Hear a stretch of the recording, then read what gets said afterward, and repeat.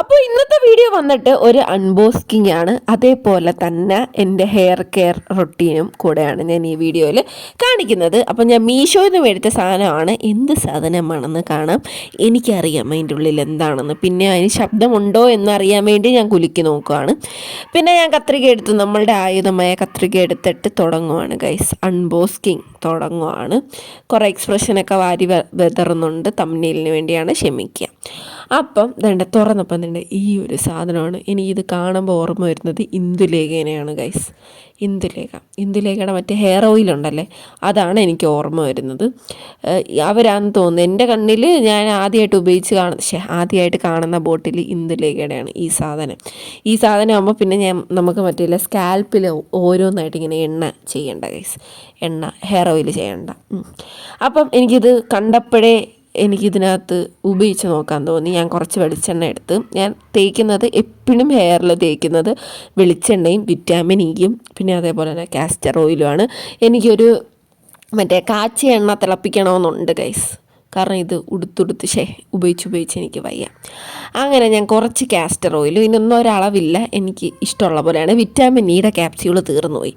പിന്നെ വേണ്ട ഈ സാധനം, ഇതിൻ്റെ പേര് നോക്കാൻ പോയതാണ്, ഞാൻ മറന്നുപോയി. വെമ്പാളം പട്ട എന്നാണ് ഈ ഒരു സാധനത്തിൻ്റെ പേര്. ഇത് കുറേ തരിയായിട്ടിരിക്കും, ഭയങ്കര സോഫ്റ്റ് ആയിട്ടുള്ള സംഭവമാണ്. ഇത് നമ്മളുടെ എണ്ണയ്ക്കകത്ത് ഇട്ട് നമ്മുടെ ഒരു ഓവർനൈറ്റ് വെക്കുമ്പോഴേ കളറ് മാറും. പക്ഷേ ഞാനിതിപ്പോൾ ഡയറക്റ്റായിട്ട് എടുത്തിടുവാണ്. ഇനിയിപ്പം നാളെയോ മറ്റന്നാളോ ഹെയർ ഓയിൽ ചെയ്യുമ്പോൾ ഉപയോഗിക്കാനായിട്ട് വേണ്ടിയിട്ടാണ് ഞാനിപ്പോൾ ഇട്ടത്. ഉടനെ ഇട്ട് കഴിഞ്ഞാൽ റിസൾട്ടൊന്നും വരത്തില്ല. ഒരു ഓവർനൈറ്റൊക്കെ വെച്ചാൽ ഇതിൻ്റെ കളറ് മാറി ഒരു റെഡ് കളറാവും. ഇത് എവിടെയൊക്കെ മേടിക്കാൻ കിട്ടും എന്ന് വെച്ച് കഴിഞ്ഞാൽ നമ്മളുടെ അങ്ങാടി കടയിൽ കിട്ടും. അതേപോലെ തന്നെ ആയുർവേദിക് ഷോപ്പിലൊക്കെ കിട്ടുന്ന സാധനമാണ്. ഇതിൻ്റെ പേരാണ് വെമ്പാളം പട്ടൈ. ഇപ്പം നമ്മൾ വെമ്പാളം എന്ന് തമിഴിലാണ് പറയുന്നത്, അപ്പം നമ്മൾ വെമ്പായം എന്ന് പറയുമായിരിക്കും. വെമ്പാളം പട്ടൈ എന്ന് ചോദിച്ചാൽ മതി. എന്നിട്ട് ആദ്യമേ ഞാൻ ഹെയർ ഓയിൽ ചെയ്യാൻ നേരം ഞാൻ ഈ ഹെയറിൻ്റെ റൂട്ടിൽ നിന്ന് താഴെ നിന്നാണ് ചീപ്പി തുടങ്ങുന്നത്. അതാകുമ്പോൾ നമ്മളുടെ ഹെയർ നമ്മളുടെ കൊഴിയാനായിട്ടുള്ള സാധ്യതകളൊക്കെ വളരെ കുറവാണ്. പൊട്ടിപ്പോവാറിലൊക്കെ കുറച്ച് കുറയും താഴെ നിന്ന് ചീപ്പി തുടങ്ങിക്കഴിഞ്ഞാൽ. ഇതിപ്പോൾ ഞാൻ സ്പീഡിൽ ഇട്ടേക്കുന്നതുകൊണ്ടാണ് ഇങ്ങനെയൊക്കെ വലിച്ച് പറിക്കുന്ന കണക്ക് തോന്നുന്നത്. പക്ഷേ ഞാൻ പതുക്കെയാണ്. ഞാൻ എൻ്റെ ഹെയറിനെ നോവിക്കാറേ ഇല്ല. വല്ലപ്പോഴൊക്കെ കളറടിച്ച് നോവിക്കും. അത് വല്ലപ്പോഴൊക്കെ അനുസരണകേട് വന്നു കഴിഞ്ഞാൽ നമുക്ക് അങ്ങനത്തെ ശിക്ഷയൊക്കെ കൊടുക്കാം. അല്ലാതെ ഞാൻ ചീപ്പാൻ നേരം വേദനിപ്പിക്കൂല ഗൈസ്. എനിക്കും വേദനിക്കും, അതേപോലെ തന്നെ മുടിക്കും എനിക്കും. അതുകൊണ്ട് അങ്ങനെ ഞാൻ ചീപ്പി കുറച്ച് നേരം എണ്ണ തേക്കുന്നതിൻ്റെ മുന്നേ ഞാൻ ഒന്ന് ജസ്റ്റ് മസാജ് ചെയ്യാറുണ്ട്. ഒരു 2 മിനിറ്റ് മസാജ് ചെയ്ത് കഴിഞ്ഞാൽ നമ്മളെ ഹെയർ അടിപൊളിയായിട്ട് വളരും. പിന്നെ എനിക്കിത് ടെസ്റ്റ് ചെയ്യാനുള്ള ത്വരയായിരുന്നു. എനിക്കൊരു പ്രതീക്ഷയില്ലായിരുന്നു. എനിക്കിത് കണ്ടതും ഇങ്ങനെ ജസ്റ്റ് ഒന്ന് പ്രസ് ചെയ്യണം, എന്നാലേ സാധനം വരത്തുള്ളൂ. അപ്പം വന്നപ്പോൾ എനിക്ക് സന്തോഷമായി ഗൈസ്. ഇതിൻ്റെ 2 ബോട്ടിൽ മേടിക്കാൻ കിട്ടും. കോംബോ ആയിട്ടാണ് വരുന്നത്. 76 രൂപയെങ്ങാണ്ടേ ഉള്ളതെന്ന് തോന്നുന്നു. 76 രൂപയേ ഉള്ളൂ. നല്ല വില കുറവാണ്. അങ്ങനെ ഞാൻ തേച്ച് എനിക്ക് സന്തോഷമായി. പിന്നെയും മറ്റേ ബോട്ടിൽ ഞാൻ തുറന്ന് നോക്കിയില്ല. പിന്നെ കുറച്ച് നേരം കഴിഞ്ഞപ്പോൾ എനിക്ക് എന്തോ ഒരു തോന്നൽ വന്ന്, ഇങ്ങനെയല്ല, എന്തോ തകരാറ് ഈ സാധനത്തിന് പറ്റിയിട്ടുണ്ട് എന്ന് നോക്കി ഞാൻ അടപ്പ് തുറന്ന് നോക്കിയപ്പോൾ 3 ഓട്ടയുണ്ട്. പക്ഷെ 2 ഓട്ടയ്ക്കകത്തുനിന്നേ മഴ പെയ്യുന്നു ഗൈസ്. 2 ഓട്ടയ്ക്കകത്തുനിന്നേ നമ്മളുടെ എണ്ണ വരുന്നുള്ളു, കണ്ട. അപ്പോൾ ഞാൻ വിചാരിച്ചു എന്തോ പ്രശ്നമുണ്ട്, ഇങ്ങനെയല്ല വരേണ്ടത്.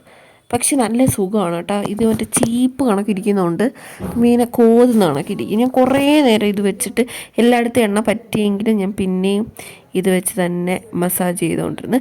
പിന്നെ ഞാൻ കൈ വെച്ച് എപ്പോഴും, ഞാനിപ്പോൾ എണ്ണ തേച്ചില്ലെങ്കിൽ എല്ലാ ദിവസവും ഞാൻ കൈ വെച്ച് മസാജ് ചെയ്യും. എൻ്റെ മുടി ഇതൊന്നും അല്ലായിരുന്നു, മറ്റേ ഒരു 2-3 മുടിയുള്ളായിരുന്നു ഗൈസ്. എനിക്ക് ആ മാതിരി ഒട്ടും മുടിയില്ലായിരുന്നു. ഞാനിപ്പോൾ മസാജ് ചെയ്തിട്ടാണ് മുടി വന്നത്. പിന്നെ രണ്ടാമത്തെ ഞാൻ ക്യാപ്പ് മാറ്റി നോക്കിയപ്പം ഇതാണ് ഗൈസ് സാധനം.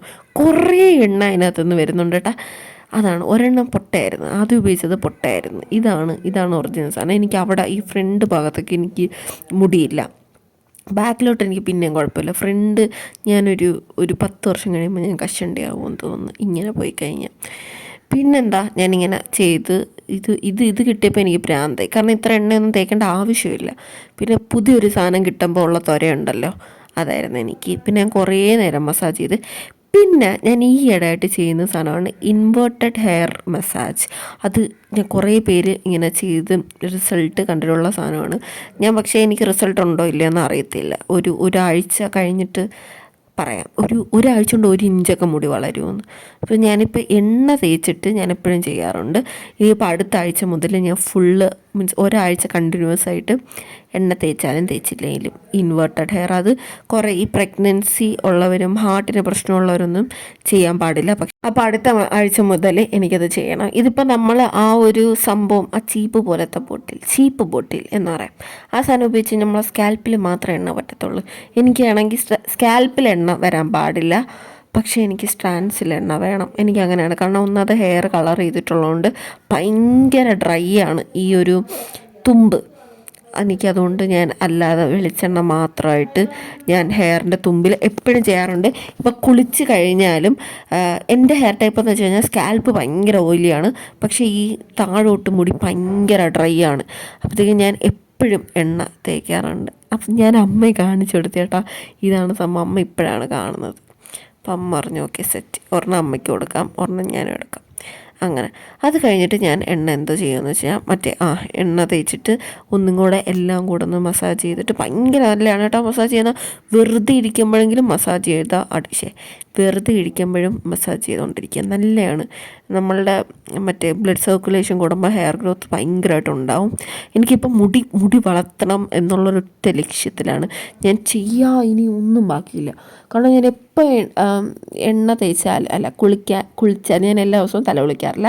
ഒന്നിരാടമാണ് കുളിക്കുന്നത്. ഈ ഒന്നിരാടം ഞാൻ ഒരു ദിവസം വല്ലതും കൂടുതലായിപ്പോയി കഴിഞ്ഞാൽ അതും പ്രശ്നമാണ്, മുടി കൊഴിയും.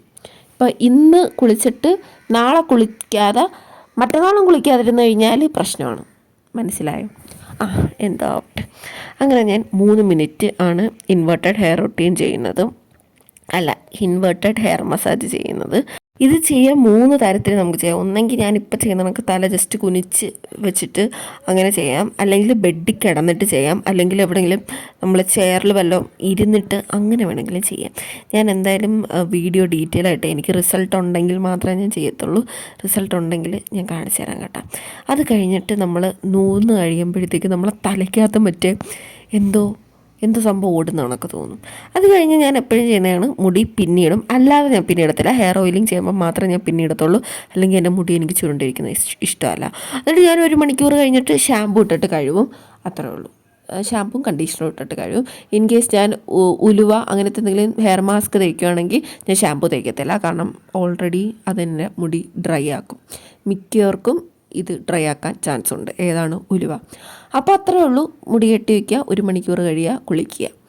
അപ്പോൾ അത്രേ ഉള്ളൂ ഇന്നത്തെ വീഡിയോ. നിങ്ങൾ എല്ലാവരും എൻ്റെ ചാനൽ സബ്സ്ക്രൈബ് ചെയ്തിട്ട് കാണുക.